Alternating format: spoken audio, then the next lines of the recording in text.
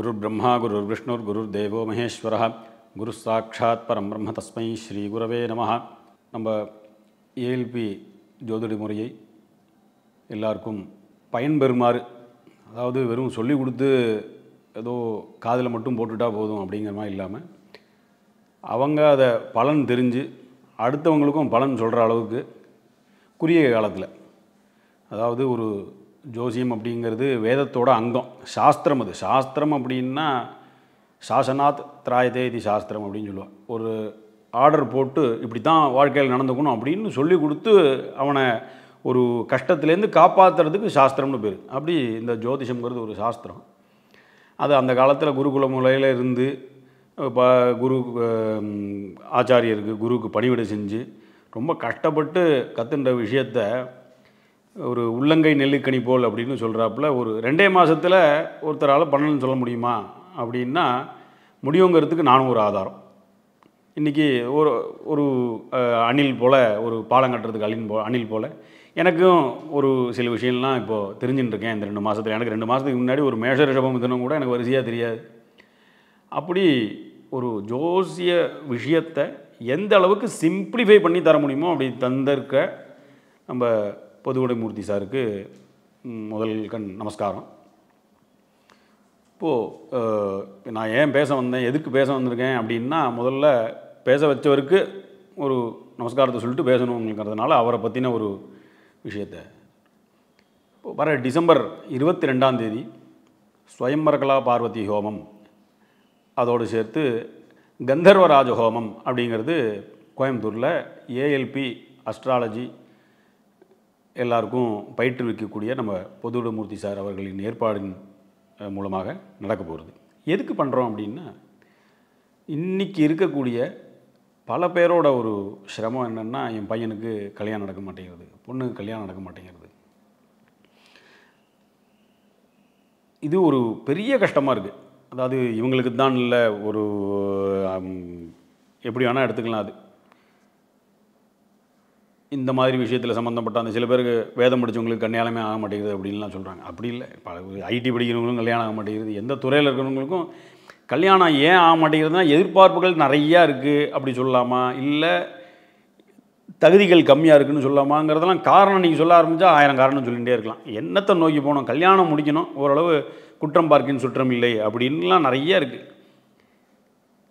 அப்படிலாம் பார்க்காம ஓரளவு எதிர்பார்ப்பை குறைச்சிண்டு கல்யாணம் நடக்கணும். அது இன்றைக்கி எப்படி செய்யணும், எப்படி பார்க்கணுன்னு எல்லாருக்கும் தெரியல. இன்றைக்கி லோக விவகாரம் அப்படி இருக்குது. அதெல்லாம் நம்ம மீறி கல்யாணம் நடக்கிறதுக்கு இந்த ஸ்வயம்பரகலா பார்வதி ஹோமமும் கந்தர்வராஜ ஹோமமும் கண்டிப்பாக பலன் தரக்கூடிய ஹோமங்களாக இருக்குது. இதுக்கு நாங்களே ஒரு பிரத்யட்சமான ஒரு உதாரணம்.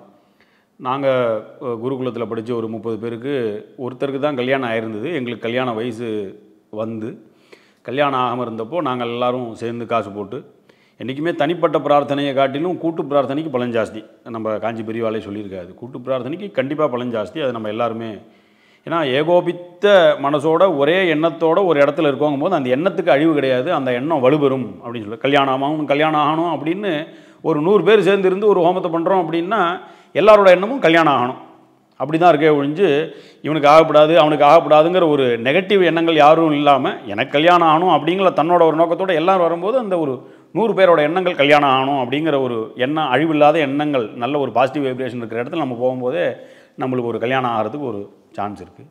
அப்படி நாங்கள்லாம் ஒரு காசை கலெக்ட் பண்ணி ஹோமம் எல்லாத்துக்கும் நான் ரெடி பண்ணினப்போ ஒரே வருஷத்தில் 12 பேருக்கு ஹோமம் ஆச்சு, இது கல்யாணம் ஆச்சு. 12 பேருக்கு கல்யாணம் ஆச்சு. அதில் காந்தர்வ விவாகம்னு சொல்கிற 9 பேருக்கு காந்தர்வ, அதாவது இந்த இப்போ இருக்கக்கூடிய காலகட்டத்துக்கு ஏற்றாப்புல, ஏதாவது அம்மா அப்பா பார்த்து நீ கல்யாணம் பண்ணி வைக்கிறது ரொம்ப சிரமமாக இருக்குது. நம்மளே நம்ம பிடிச்ச மாதிரி பார்த்தாருன்னா அப்பா அம்மாவை குறை சொல்ல மாட்டோம், அது ஒரு விஷயம். நல்லபடியாக எல்லாருக்கும் கல்யாணம் ஆச்சு. அதுபோக எனக்கும் கல்யாணம் ஆச்சு. எங்கள் மேலே இருக்கிறவர் கீழே இருக்கிறவருக்கெல்லாம் இன்னும் ஆகலை. எனக்கு பெரியவனை மீறி எனக்கு கல்யாணம் ஆகிருக்குங்கிறது அந்த ஒரு ஜபத்துக்கு உண்டான ஒரு மகிமை. மந்திரத்துக்கு கண்டிப்பாக பலன் இருக்குது. அதுபோக யார் சொல்லி பண்ணுறோங்கிறது, ஏன்னா ஒருத்தருக்கு ஒரு எல்லாத்துக்குமே ஒரு குருன்னு ஒன்று வேணும். ஒரு நம்ம கட்டத்தில் இந்தந்த சிரமங்கள் இருக்குது, இதுக்கு இது பண்ணால் பரவாயில்லன்னு எடுத்து சொல்கிறதுக்கு தெய்வஜர் அப்படின்னு பேர். தெய்வம்னா பூர்வ ஜென்மகிருத்தம் பாபம் தத் தெய்வமிதி கத்தியதே. போன ஜென்மத்தில் என்ன பாபங்கள் கர்மாக்கள் பண்ணோமோ அதுக்கு தெய்வம்னு பேர். சுவாமிக்கு மட்டும் தெய்வம்னு இல்லை, போன ஜென்ம கர்மாக்களுக்கு தெய்வம்னு பேர். அந்த உனக்கு இந்தந்த தெய்வம் இருக்குது, இந்த கர்மா அப்படி இருக்குன்னு அந்த தெய்வத்தை எடுத்து சொல்கிற ஜோசியனுக்கு தெய்வஜன்னு பேர்.